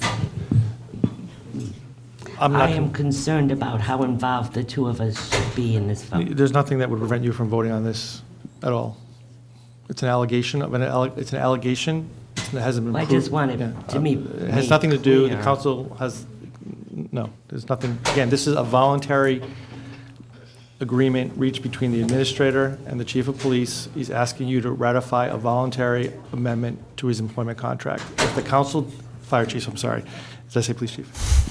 If the, He's next. if the council does not ratify this agreement, we default back to the agreement which you've already voted for and which has already been signed, and which would keep his salary at the 83, whatever that number is, and with no other changes to it. Those are the choices that you have. Madam President? Yes. I'm just going to put this out there because I was thinking a lot about this. It really bothers me. I was thinking that he keeps the pay raise. If he does not pass and get his EMT, then we can deal with if the pay goes back or if there's added problems. I don't think he's not going to pass it, but it's just an idea. I'd hope he'd pass it. Oh, my goodness gracious. I think if he doesn't of course. pass it, he's no longer our fire chief. I'm just putting it out there That's a that we just amend it. Okay. Did I say it right? You could, yeah. If you would like to amend this agreement, obviously it's subject to his approval as well. It's up to you.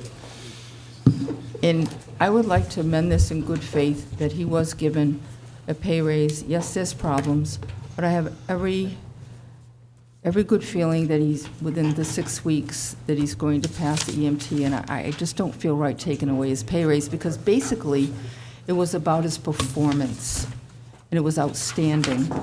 So, that's my amended view on that. Up to you to accept it or not. No, he doesn't have to. You don't have to. So, No? no, we vote on the amendment first. Vote on the amendment first. So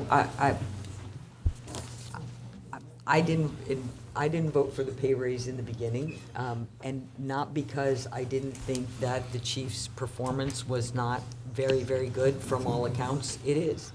I didn't vote for it, so I don't want my vote tied to performance, because I think his performance was very, very good. I had two issues. One was the EMT certification, which was something that was discussed when the chief was hired. And the other thing was that the chief and Jan, of their own volition, had negotiated a contract 6 months ago for a certain number. And in my mind, you know, a contract matters. And when you've negotiated a contract that has a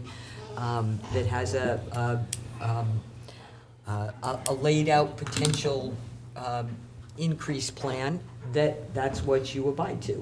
And the normal increase for the fire chief would have been at the end of the year, not 6 months. So I'd really just like to clarify that, to me, it was not at all an issue of performance. I think that from everything I've heard, the chief's doing a great job, but that a contract's a contract and it means something. Madam Chair, the motion on the floor is to amend the contract. Did we get a second on that? I don't know.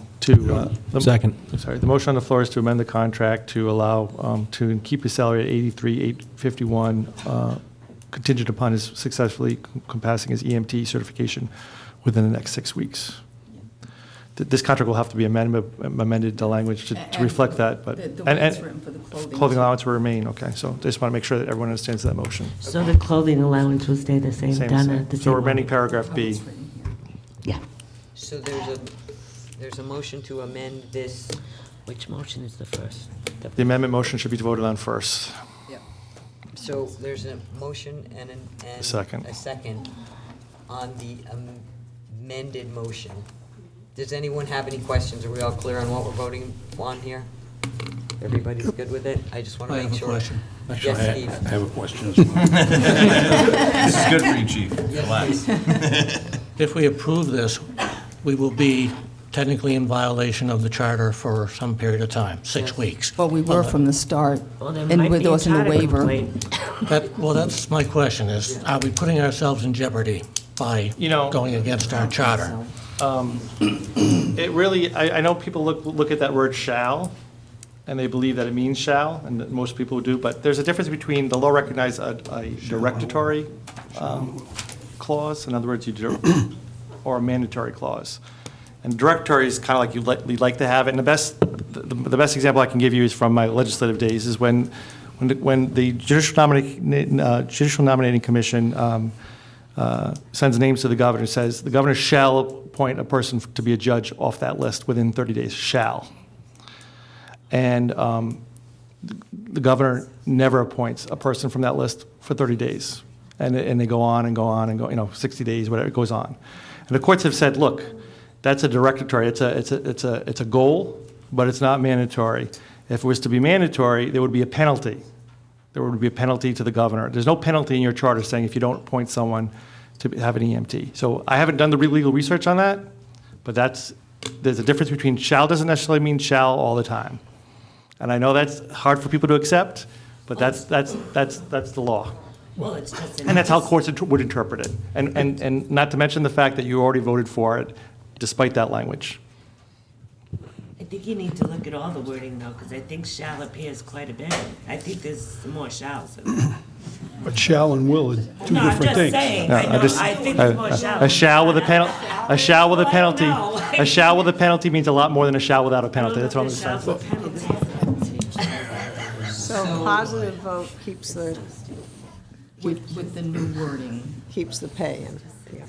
Okay, so, yes, Chief Mullo. Can I just ask a question for some Yes, clarification yes, as well? you may. Please do. Regarding the clothing allowance, I don't remember that really. I know that the pay was a point of contention and whatnot, which was the impetus of Jan and I meeting on it. I don't remember the clothing allowance in and of itself being a point of contention. The way the proposed change makes it a little bit more difficult. What we originally agreed to was the same as all the firefighters get. They get a check once a year or every 6 months. Where this is a little bit more difficult in that this requires me to go by a shirt, as an example, submit a receipt, then there's reimbursement, and so on and so forth, that kind of thing. So it's not clear to me what we're changing here. All right, well, Madam President, can I talk? I had a concern about the clothing allowance because you were wearing uniforms, and I was kind of confused on if I felt bad that you paid for it.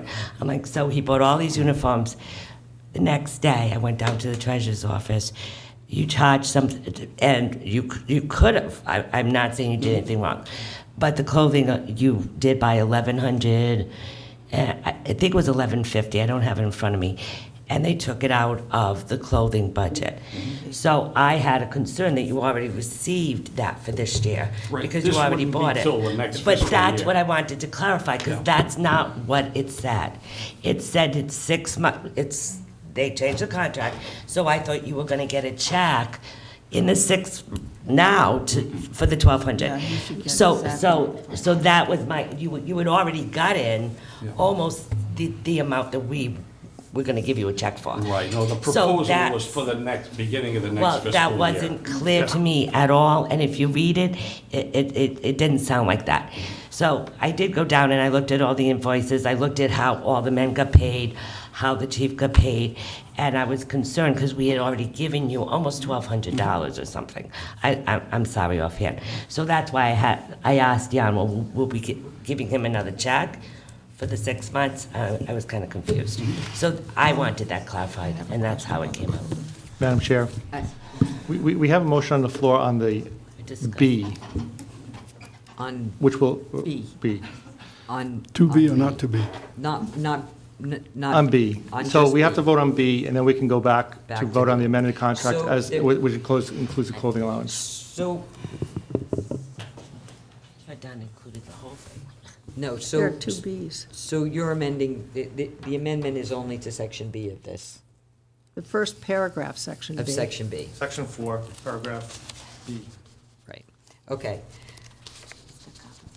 Is everyone clear on what we're Because voting if on? this vote passes, then we're going to vote on the entire agreement as amended. And by the way, we don't have the entire agreement because now the language has to be changed, but I just Right. want to get the sense. So I need Okay. the sense of where the language is going to be so I can write the contract, okay? Yep. All right. So there's a motion and a second. All in favor Of the amendment. This is the amendment. of the amendment?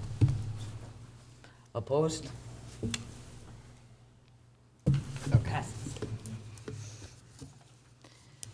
Now you have to vote on the contract as amended, proposed contract as amended, which now includes the clothing allowance, which is a reimbursement, that's what it clearly states. Right. Got it.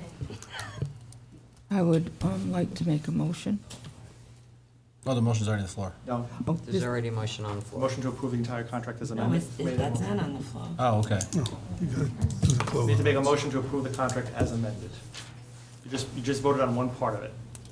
I will move, can I? So, do I have a motion? I move to approve the contract as amended, the entire contract as amended, which would be Section 4B, Section 5B, and 5 clothing allowance. Second. Okay, there's a motion and a second to approve the amended contract. All in favor? Okay.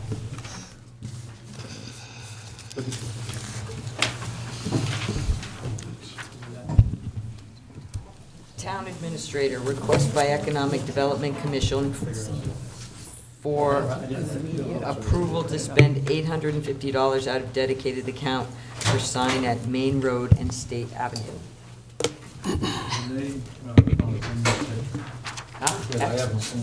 All right. And we have Renee Jones and Martin Van Hoff from the This is EDC. actually the sign that was run down some time ago. And I never took the time to look up Google, but I found it on Google thing. I remember this. What is that? From Fall River and in from Main Road. There was an accident, somebody hit that big Talk about the Tiverton Gateway sign, right? Yes. Okay. Yes. So Renee gave this to me tonight, so I didn't know we were replacing either because I had never seen a picture of it, never looked at Google to do that. But you've seen in a little brief that I provided that we considered 3 different potential replacements for the sign that was destroyed. And one was to do one that might be a smaller scale sign, similar to the ones entering Portsmouth. Another would be to replace the medallions and plaques that were on the concrete pier that you see the picture of. And one is the sign that you see a picture of that was developed by Tiverton Sign Shop. The rationale was that this is a sign that would be visible to traffic coming in and out of the town.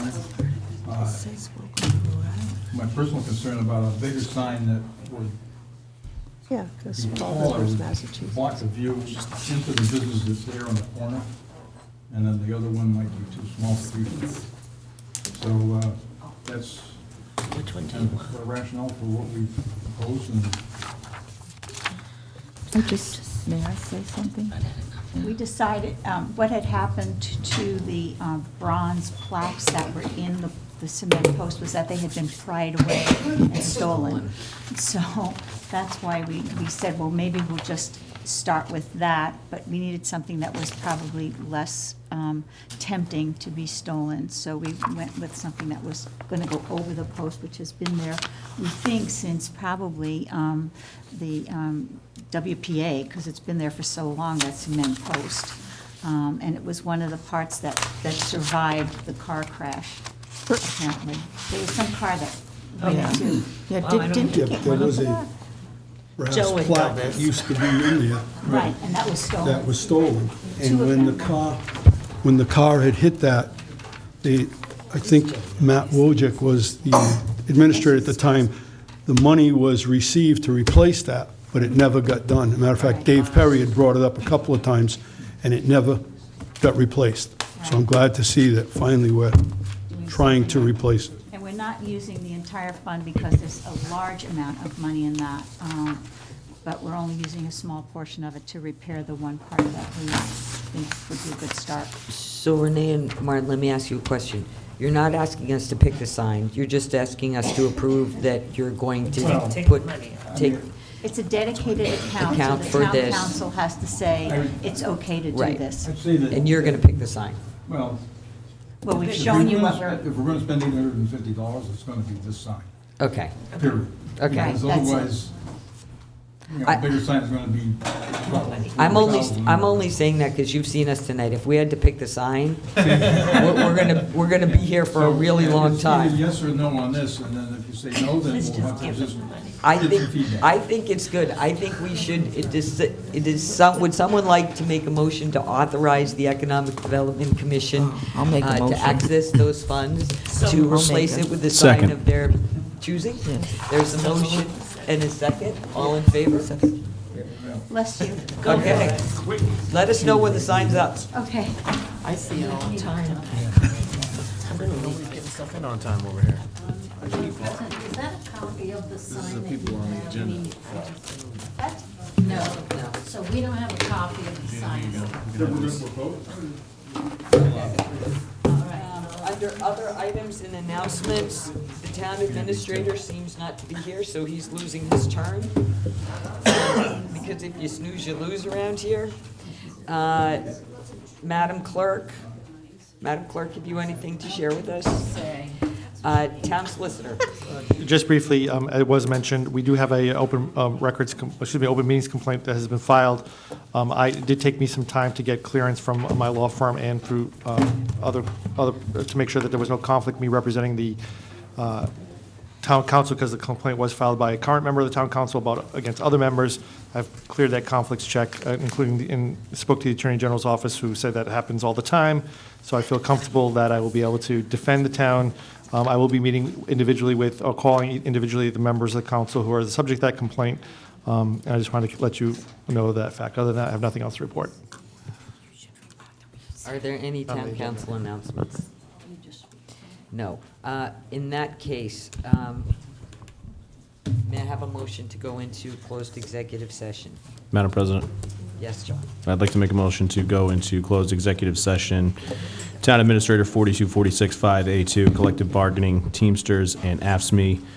Sub item 1, proposed 3-year contract with AFSMI, July 1st, 2019 to June 30th, 2022. And subsubject 2, proposed 3-year contract with Teamsters, July 1st, 2019 to June 30th, 2022. Second, yes. Yes. Yes? Yes.